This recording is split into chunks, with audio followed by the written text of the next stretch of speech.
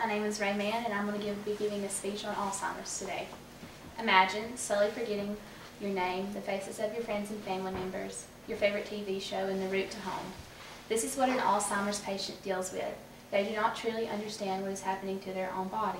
After seeing the effects of Alzheimer's firsthand, I know the struggle that this disease presents for the patients and their family.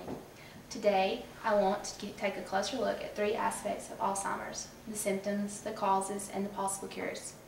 First, let's look at the symptoms that this disease will present. Alzheimer's is identified and diagnosed by a variety of symptoms and is recognized in three stages. The earliest stages of Alzheimer's begins typically after the age of 60, and there are several symptoms in this stage. According to the National Library of Medicine, the early stage includes difficulty performing everyday tasks such as eating and bathing, getting lost on familiar routes to and from home, the post office, or the grocery store, trouble finding words for familiar objects, loss of interest in everyday life, misplacing items such as your keys, and loss of social skills such as conversation. Late AD enters everyday life for the patient as well as their family members. Late AD symptoms include, but are not limited to, change in sleep patterns, behavior, delusions, depression, agitation, aggression, and suspicions about family and caregivers, according to the Alzheimer's Association. Severe AD is completely debilitating and requires a full-time caregiver. Severe AD causes trouble with mobility, speaking, swallowing, and can no longer do everyday tasks. All patients will not progress through the stages of Alzheimer's the same way.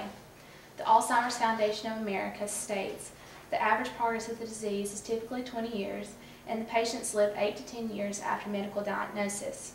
Now that we know what this disease looks like externally, let's look at the probable causes.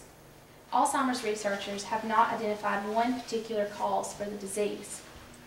Alzheimer's may be caused by the passing down of hereditary material from parents, grandparents, and other relatives.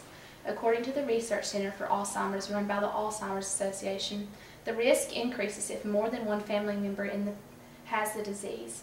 When the disease tends to run in families, either hereditary or environmental factors may play a role, or both. Alzheimer's can be linked to particular genes. AD can be traced back to a particular gene. The APOE epsilon 4 allele is an example of this according to the Adam Medical Encyclopedia. There are other risks that increase your chance of having this disease. Women have a slightly higher chance of being diagnosed. Extended periods of high blood pressure and head trauma can also increase the risk. According to CNN, football players are 3 times as likely to have a neurodegenerative disease such as AD or Lou Gehrig's. This is directly linked to the excessive head trauma brought on by concussions and other blows to the head. The NFL has recently donated $3.1 million to the research of neurodegenerative diseases. Now that we understand the disease, let's discuss what the doctors are doing to cure this disease. A cure for Alzheimer's has not been found, but strides have been made in research to better understand how the disease works. Medicine is recommended by doctors. The FDA has several drugs on the market to help manage the disease, such as Aricept and Namenda. These drugs reduce symptoms, help to control behavior, and to slow the progression of the disease, but has severe side effects. Doctors recommend several other avenues to help those that deal with the disease firsthand. A change in home environment and to help better support the patient and their surroundings, and a support system for the caregivers and families is essential.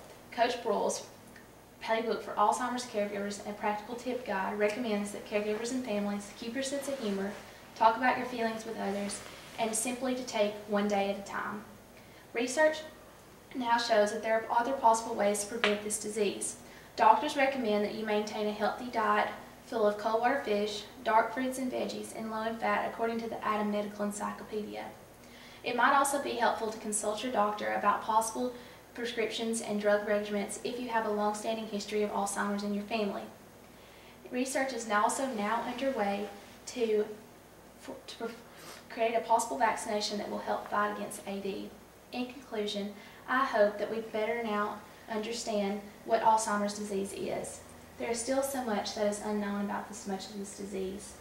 Thankfully, researchers are working hard to discover why this disease does what it does, and how we can prevent it and stop it from affecting more lives, families, and futures. I hope that there will be a future soon where this disease no longer touches the lives of so many people. I hope there is a future where we can all get to live our lives to the very fullest. Thank you for listening to my speech.